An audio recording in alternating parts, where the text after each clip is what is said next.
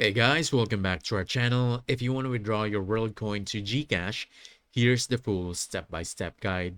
Let's get started. First, open your GCash app and log in. And from the home screen, tap on GInvest, then choose GCrypto. Inside GCrypto, click on Market and search for Worldcoin. Once you found it, go ahead and tap Receive. This will show you a QR code and a wallet address. Copy the wallet address, we'll need this in a bit. Now you want to switch over to your Worldcoin app. Log in if you haven't already, then head to your wallet section. From here, you want to tap on the three dots, then choose withdraw. Now choose Worldcoin as the token you want to withdraw. For the withdrawal method, tap withdraw to crypto app, select the Worldchain network, then paste the GCrypto wallet address you copied earlier.